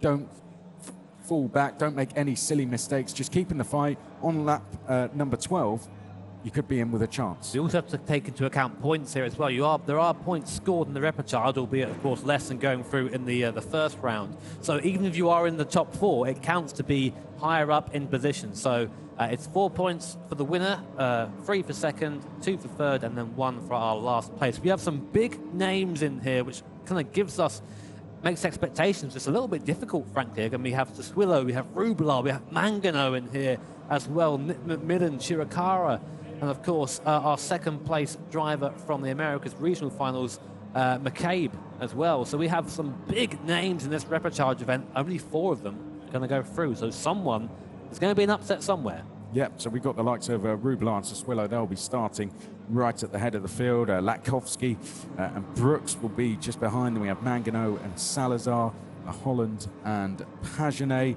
Macmillan and De Jesus. Then it will be Chiricahua and Lenoir, Duval, McCabe, Skaruda and Wilk. We now know the cars they're going to be in as well, Jimmy. Why don't you talk us through some of those? We've got a couple of cars to go through here. I won't go through the entire list, but I can tell you, of course, that the most popular drivetrain seems to be the FR towards the front of the grid. So front engine, rear wheel drive. However, there's a Huracan there in 4 position. That's Mr. Brooks. He's in the Lambo, 4-wheel drive. We also have a Cayman GT4 Club Sport, which is MR in the that's from Rublar, who will be leading our field. And we're about to head in to the race and the deciding round. The 16 of our drivers, does their story end here? Let's find out. Well, for 12 of them, it unfortunately will. Of course, grid was decided off qualifying. That happened yesterday, so that qualifying, it was that crucial that it's even decided the grid for this race. Right, let's get into it. This is the Repechage, last chance to qualify, and on pole position will be Nicolas Rublar, the Chilean. Then we have the British driver Adam Sassuolo just behind. That is a big front row indeed. Starting from 3rd place, Cody Nicola Latkovsky, the Australian in the Chevrolet Corvette. Then we have Andrew Brooks, the Canadian driver, starts from 4th place. Then it is Giorgio Mangano, of course, GT World Tour winner back at Nürburgring. Carlos Salazar, the only Portuguese driver in the Nations Cup, he starts from 6th place. Does the dream for the Portuguese driver carry on? Daniel Holland is going to start from 7th place. In 8th place, it will be Florian Pagenet, the French driver in the Aston Martin V8 Vantage. Nick Macmillan, the American, starts 9th place in the Nissan. What a car for Nick to drive it. I think that goes very well for him. Joseph De Jesus starts from 10th place in the Volkswagen. Then it'll be Yuki Shirakawa in the Mitsubishi, starting from 11th. Pierre Lenoir, a bit of work to do in 12th place. He is in the McLaren. 13th place, it is Anthony Duval in the Toyota, so French drivers 12th and 13th. Then we have Andrew McCabe in 14th in the Audi TT. Could be one to watch, let's find out. Chase Karuda is in the Renault, he starts in 15th place, and at the back of the field it is Adam Wilk in the Alfa Romeo. So 12 laps ahead of us, we are at the Red Bull Ring on the Racing Hard Tyres in Group 4 class. This is the Repechage, the top 4 go through, the rest of the drivers are out. Yep, 12 drivers already through to our grand final. 4 more places remain and 16 drivers are going to be fighting for them. If you've just joined, you've joined at the right time. This is the Repechage, and if history is anything to go by in this competition, this is going to be an absolute barnstormer. Rubelar there will lead our field round through and through the last corner, but he has Adam Saswillo behind, Latkowski behind him, and Brooks there, and of course Giorgio Mangano, who actually won the Repechage race here recently in Group B cars, ever looming in 5th position. So coming round the last corner now, this is your last chance. Fight for survival, gentlemen, make it a good one. Here comes Nikawa to take the starting flag. Wait for that countdown. There it is, 3, 2, 1, and we are away for the Repechage event here. The Chilean leading there from the British driver Adam Saswillo. Latkowski 3rd, Brooks 4th, Linus Stern coming up to T1. A good pace to overtake a bit later on in the race, but for now the car's parked for Rubelar, already a little bit wide there on T1. Don't go too much wider, Nico. You might end up with a penalty. Now, long straights here, so slipstream is going to be everything. You have to position your car. It's like a very high-speed game of chess, this. Let's see who the Grand Master is. What will Saswillo do? Will he go for the move? No, stays in behind. In the background, though, one of the Aston Martins diving up the inside. That's Pagenet up into 7th place as well. So good start from the Frenchman, although back down to 8th. Holland's not having any of that. Rubelar still on the inside defending. Top 6 cars all together. Clean start so far, but I don't think it's going to stay that way, Chris.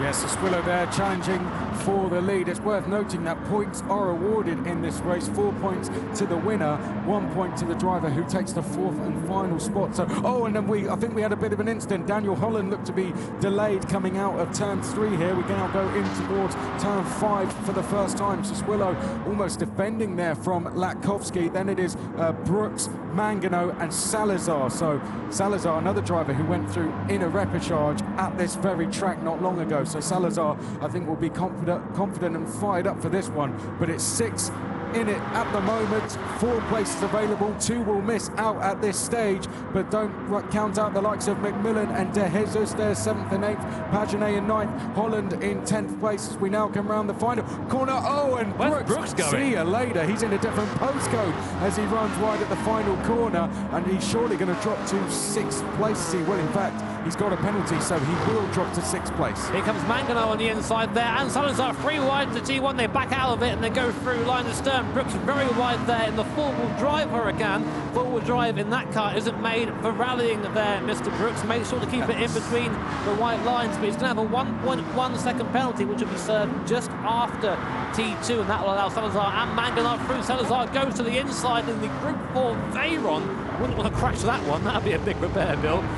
So work goes wide again. You can see the 2 dots, yellow markers there on the side of the road. That's where the penalty marker is. Bam, slows down, gets off the racing line, and look how much momentum he loses. Down to 6th place. Here comes McMillan through as well in the GTR. So down to 7th for Brooks. Meanwhile, Rubelar still leading at the front from Saswillo, and Latkowski is getting very feisty there behind the British driver. There was a challenge for 4 from Mangano there, but I don't think it's paid off, and you probably would have noticed he's now dropped back a few tenths. So a challenge that hasn't paid off, and it's cost Mangano about 4 tenths of a second. Now, I think Saswillo and Latkowski perhaps are going to be a little bit patient here. They've broken away along with Rubelar thanks to the fact that Brooks did run wide and then pick up that penalty.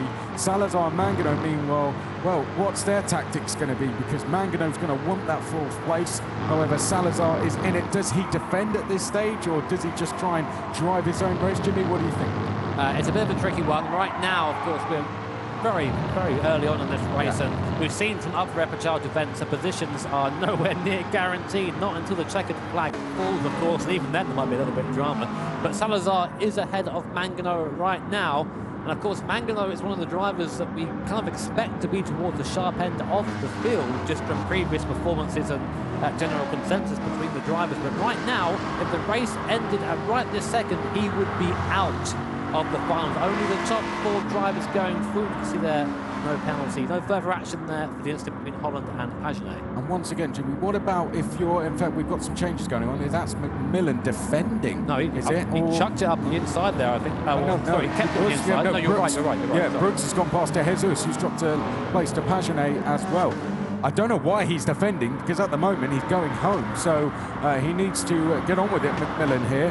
Now, I was going to ask you, what do you do if you're Sassuolo and Latkovsky? Do you just stay where you are for the time being and wait to the... Oh, well, we have to come back to that. Salazar's ran wide on his own accord, and Mangano has gone through to 4th place there, so the pressure getting to Salazar, and that is bunching this battle up. It's now extended. It's a 4-way fight as McMillan and Brooks join the party. An absolute gift there for Giorgio Mangano. Now he hasn't got to try and fight past Salazar, but that does not mean that the Portuguese driver is going to let him get away. In the background, Brooks and McMillan just come up through the field. All drivers on the hard compound of tyre. There is 3 times tyre wear, so the tyres will be pretty second-hand before the end of the race. Here's that mistake from Salazar again on board with Mangano. Yep, just gets onto the slippery stuff on the outside of the circuit. And Mangano throws out the inside. Sassuolo with a penalty. Okay, that's going to be huge for him, because Mangano, I think, with that 1 second penalty, will probably get past him. And I think that's running wide. I think it's similar to Brooks, perhaps ran wide at the final corner or the penultimate corner, could have been either or. But what we do know, as a result of whatever happened, is Sassuolo now has a penalty, and as you have pointed out, will probably lose a place to Mangano, because it's not the time you lose in the penalty, it's the momentum that is the real cost. I mean, even if he doesn't lose a place, look at the cars behind, they're all going to be on.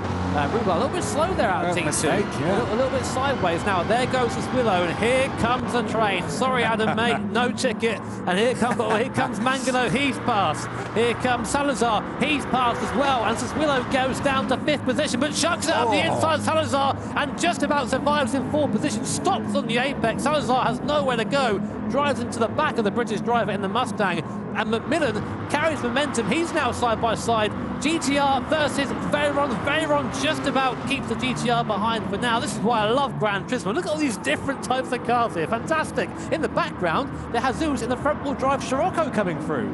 Yeah, De Jesus, the story of him, of course, we had Matt Simmons who couldn't make it to the event, so De Jesus was the next eligible driver to come through, and that's how he's got here to the World Finals. And at the moment, it's a bit of an outside bet to get into the finals on Sunday, but 9th place, he still has a chance. Here comes Brooks down the inside. Oh, well, that was a little bit over-optimistic from me. Brooks there literally forcing McMillan out of the way. What did you make of it?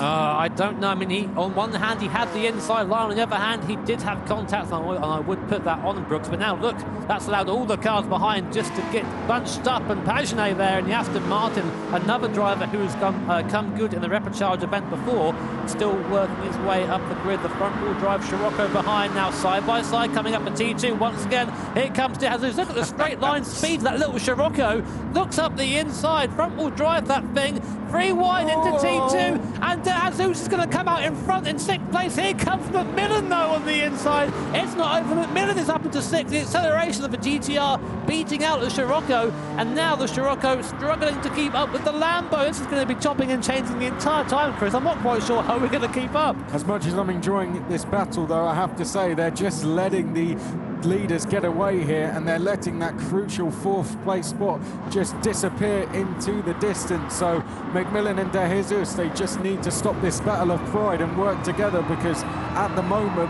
the 4th place is gone down the road. It is around 2 seconds clear. It's Sassuolo of McMillan who we're on board with now. Sassuolo himself has put some distance between himself and Salazar in 5th. As we go back on board, we can see De Jesus here just coming up the inside of McMillan. Is he going to be able to make this move stick? Well, we'll never know. Gets it down, I think, up the inside. He was on the inside, and in the background we see on our timing, yes, Jesus does move up into 6th. Now, he seems to have pace in that Scirocco, but you've got a little bit of a gap now between him and Salazar. A reminder, if you've just joined us, this is the Repechage event. The top 4 drivers will go through to the World Finals, the grand final of the world. Lots of finals going on. Everybody else, that's their competition over. So it really is a fight for survival right now. Leading that fight for survival at the moment is Nico R, Mr. Rubler in the Cayman. Here he is on screen. And the gap between 4th and 5th, Jimmy, is coming down. It's now less than a second.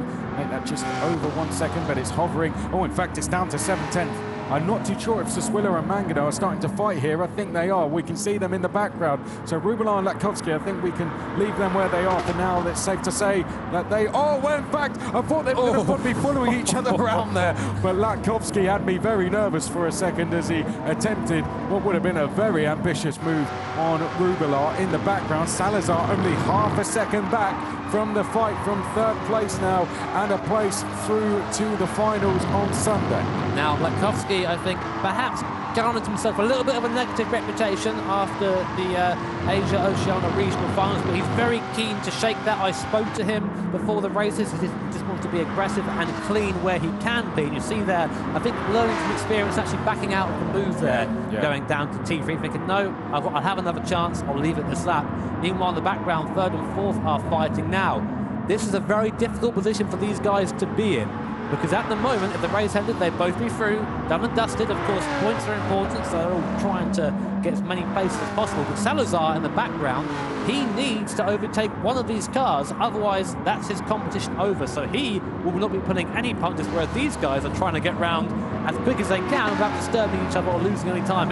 It's great action. I tell you what, it's easy for us to sit here and go, don't fight Adam Soswillo, Mangano, you're both going through. However, if you're in fourth place, you're the first man that's basically going to fall out of the repechage should you lose a place. So you don't want to be in fourth place. There was Latkovsky. He's trying to move down the inside. Is he going to make it on the exit? Latkovsky side by side with Rubelar. He went for the move last time round. Now he was patient. The move wasn't going to come off, but Latkovsky being patient with the move, and now he's through nice and cleanly. So Latkovsky into the race lead. Rubelar down to second. That's how you know you have a good driver in your hands. He learns. He knows his weakness, he's worked on it, and he's through nice and cleanly up into the lead of this repechage event. Now, if all things go well for him, he'll be able to pull away and not have to worry about anybody else. But of course, now Rubelar behind in the Cayman, he has the slipstream. He's going to get towed down the straight, get a speed advantage, which made it very hard for the Australian driver to pull away from the lead. Now in the background, Mangano and Soswillo, the gap has opened up a little bit between the two, and Salazar is about a second off the back of them. You can just see him in the background of your picture. That is going to be the fight we're going to be focusing on probably the most, because that is the last position in our repechage event. But meanwhile, still going on at the front. I don't think Rubelar wants to come second in this race. I think he's got his sights firmly set on that top step. Yeah, I think he's going to have a go here as they get down towards turn number 2. Making a move into turn number 1 would not be an idea that I'd advise to Rubelar, but down at turn 2, of course, that is perhaps the most popular overtaking spot there as they make their way now up the hill towards turn 2. Does Rubelar have a look down the inside of Latkovsky? I don't think he's close enough, to be honest. Latkovsky doesn't defend, and Rubelar stays in second. Looking further back, the gap between Soswillo and Salazar has gone up to a second now. Make that 1.1. So Soswillo, I think, is he starting to break away here? Salazar, does he have something left in the tank? He needs to, Soswillo, and I can bet he didn't think that he'd be fighting for the last spot of the repechage event coming as to go through to the grand final. Salazar is gaining on Soswillo behind as well. Rubelar getting a bit sideways. Now he needs to calm down a bit. He has a bit of a gap behind, a little bit of a gap in front. The thing is, Mangano is approaching. We all know the talent of Giorgio Mangano, and if you know the Italians, they definitely know the talent of Giorgio Mangano. They tell us every time we see him, but he's not someone who's going to settle for third position. Now, going back down the field a little bit, here is Nick McMillan and McCabe as well in the Audi, another front-wheel drive car. That one not doing too badly right now, but it's been a very average couple of races for McCabe, hasn't it? He's been a bit of he's been a surprise, but for the wrong reasons, I think it's fair to say, because McCabe had such a good regional final, finished on the podium there, and came into this as a one to watch, and he's just underperformed in every single race. It's a real shame for McCabe. But let's return to the battle for the top 4, because Salazar has closed the gap to Soswillo to just 0.3 of a second. In turn, Soswillo has dropped 1 second back from Mangano. So this could be a straight fight between these two, between Soswillo and Salazar for that 4th place. Now, realistically, that fight needs to happen for any of these guys to have any chance in hell of going through. And here it is happening. Salazar is right on the back of Soswillo. Mustang versus Veyron. Never thought I'd say that on a stream. And here comes the Mustang taking the defensive line there. Siswillo knows that Salazar is fast in that Bugatti Veyron, just pushes him out to the outside of the circuit, tries to let him run through. But look, here are our top 5 drivers. Siswillo again making another mistake. There's been a few mistakes from Adam now at these live events. Seems to be a lot more comfy racing from home than he does at the events. And at the moment, if he makes one more mistake, there is a Portuguese driver waiting to pounce in his rear view mirror. Behind these guys, 2 seconds back, is De Jesus in the Scirocco, the front-wheel drive car. So if these guys fight, that might let another Australian driver come into the fray. So it might be not quite over just yet. I don't think it is anyway. Well, De Jesus has driven a very good race, in my opinion. He's now put himself in a position where he could potentially get involved in a battle for 4th place here, and he'll have fingers and toes crossed that does happen. Up towards turn number 1 we go now for the 10th time of 12. Latkovsky still leading the way by 3.5 tenths over Rubelar, who's closed that gap back down to Latkovsky since his earlier mistake. Mangano is of course closing in on the top 2 after that mistake from Rubelar, and he's of course broken clear from this battle between Siswillo and Salazar. Salazar closing in as they go into the braking zone, and Salazar almost throwing it up the inside there, looks to the outside. Can he get the cut back on exit? Yes, he can. Salazar draws alongside, and he's going through to the finals at this stage. Someone just said in chat that Siswillo will be fine. The Mustang is fast in the straights. Well, mate, I one-up you with this. Salazar to the inside takes the last Repechage place for now, but we know that Adam Siswillo is a fighter. He will not take this lying down, but these two fighting might bring actually it's McMillan is now up into 6th place. What happened to De Jesus there? Mistake. He got a penalty, silly error from De Jesus somewhere, because he has picked up a penalty and he's dropped down to 8th place now, and he would have been involved perhaps in this battle if that hadn't have happened. So unfortunate driving there from De Jesus, but here we go in the battle for 4th place. Salazar is now going to be the driver having to defend from Siswillo as we come up towards turn number 8 and down towards the final corner. Siswillo a much better run. Oh, and he's just reminded Salazar that he is right behind him there. A little bit of a punch going in towards turn number 9 on the exit. Siswillo is just going to breeze past Salazar, who gets a little bit sideways out the last corner. So Siswillo gets that ticket back into the finals. And this is going to go on all the way to the checkered flag. They do have a bit of a gap behind them, about 4 seconds to McMillan, so something big has to happen for them to fall into the clutches there. But this is everything for Siswillo and Salazar. Whoever is behind government checkered flag will be out of this competition. Again, Salazar looks to the outside. He might try the cut back again, but Adams learned from last time. Sticks it on the apex, slows down the Veyron, but it's not enough. Look at the forward drive, there's contact between them. And I think everything's okay there. I think Salazar got off the throttle and lets Siswillo take their position back there. Right thing to do. We do not want this race being settled by stewards. If you can keep it clean that way and maybe let off a little bit, all the better for it.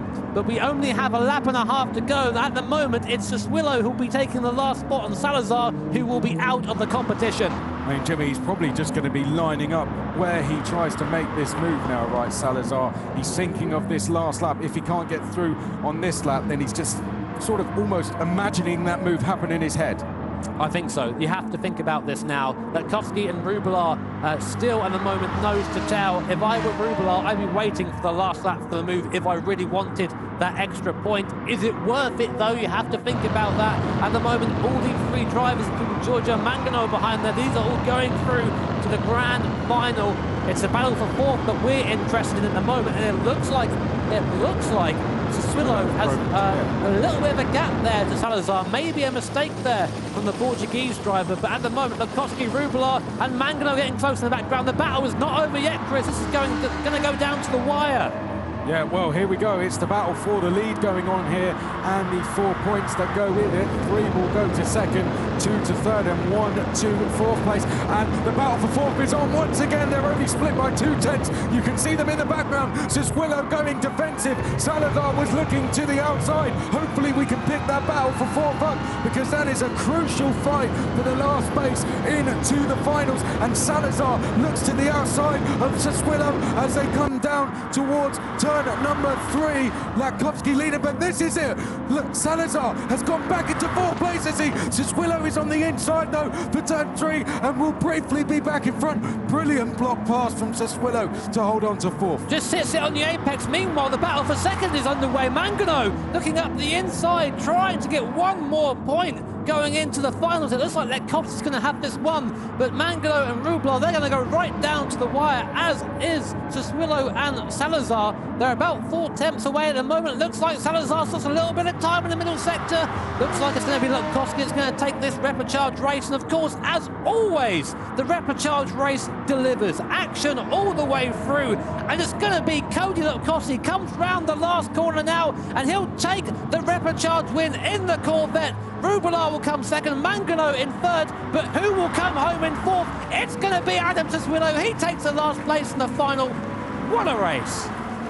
Salazar just misses out, unfortunately, in 5th place. De Jesus finishes 6th place after that earlier penalty. McCabe in 7th, McMillan in 8th, Brooks in 9th, Pagenet in 10th, Lenoir will finish 11th, and just a little bit of a donut coming across the line, why not? Deval in 12th, Shirakawa will just be 13th, ahead of Skaluda in 14th, and then we have Holland and Wilk rounding out the field there, and Holland also decides to go for a little spin, quite literally.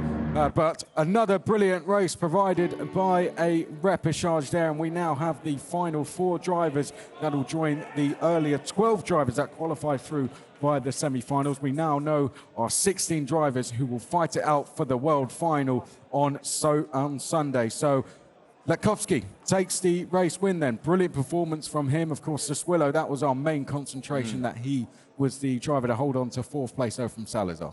Some people, we've got a live chat here, some people debating the cleanliness of Siswillo's driving. Of course, we do have live stewards here. They've deemed everything legal, so he will take the 4th position. But it was actually Salazar who had the fastest lap of the race out of anybody, which will be a little bit of maybe a very brief consolation. But of course, now his journey is over. Yeah, well, when you're sitting there on Sunday watching the final races take place, that's going to be a little bit disappointing. But let's find out, of course, the man that beat him to 4th place, what he has to say. Adam Siswillo is now with Julia.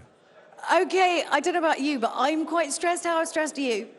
Very stressed, I'm exhausted. That was full on right up to the last minute there. Yeah, that wasn't the plan. I think a mistake earlier on and just running slightly wide. The second to last corner gave me a penalty, which meant I fell back from the front 2. So, but you know, got the result in the end. So. God, you should be happier. You're going through to the final. It's not sunk in yet. I was quite disappointed after the first race.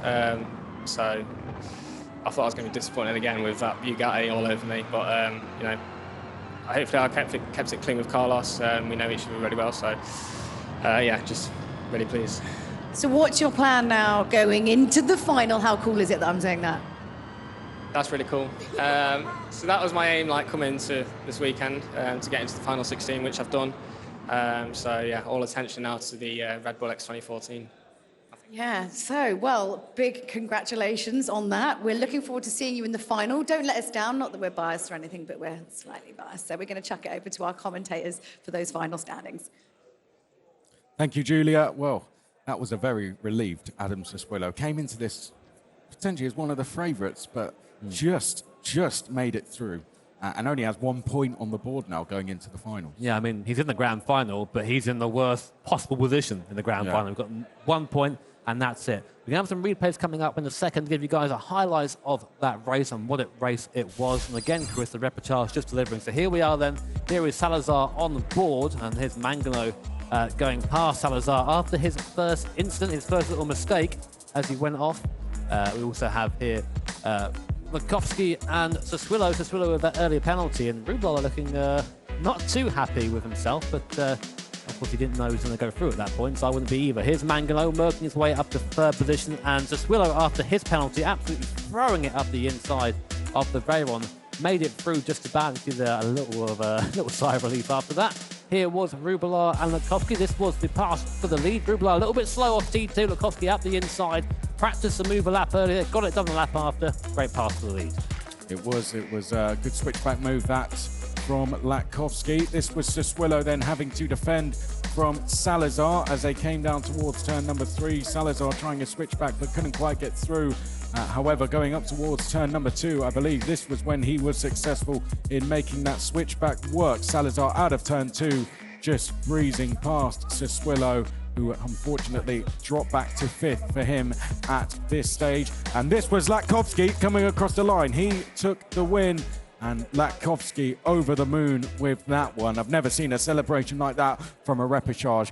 Latkovsky, Rubelar, Mangano and Siswillo, the top 4 drivers you can now see on screen, they all progressed through to Sunday's finals. Unfortunately, Salazar, De Jesus, McCabe, McMillan are out of the competition, along with Brooks, Pagenet, Lemoir, Duval, Shirakawa, Skaruda, Holland and Wilk. A lot of drivers we've had to say goodbye to. So now we know our finalists: Fraga, Lopez, Gallen, Portilla, Yamanaka, Blashan, Hizao, Kokibun.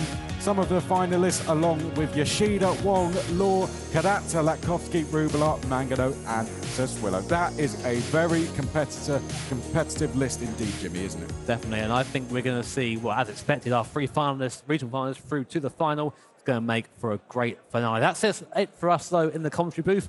Another great day of racing. Join us tomorrow for the manufacturers final. We're going to toss to Matt and Julia to end off the show. See you guys later. See, what did I tell you about the Repechage races? I told you that they were the best one. That was unbelievably intense. I thoroughly enjoyed that. I think it's just because everything's on the line there. The guys, you know, and they can't decide whether to battle, whether to hold off, you know, keep it clean. But also, like, Rubelar at the end, he was like in second and he was really pushing. I was like, don't do what you did before, which was just like... yeah. Choke a little bit at the end, which is what he did. But no, he kept it all the way through. So we have our 16 finalists for Sundays. So yes, tomorrow will be the Manufacturers Series, which will be coming to you at 6 p.m. CET. This is going to be a real mix-up, a little bit of a different race there, but very excited. Are you excited to see that? I'm really excited because we've got, the top ranking driver for each manufacturer making up in each region, making up the 3-man team. So it means that actually for the Nissan team, we've got Igor Fraga and Mikael Hizau, who were the 2 race winners today. Yeah. And they're going to be teammates tomorrow, along with Kokobun as well. So it's really interesting, It's quite mad how that sort of actually come together, because they all just like racing Nissan. They've got to be friends for a day tomorrow, and then they're going to try and kick each other's butts again on Sunday. Oh, well, thank you so much for joining us. There's so much racing to come for this weekend. We'll be back tomorrow with loads more racing. Goodbye from me, and goodbye from Matt. See you tomorrow. See you then.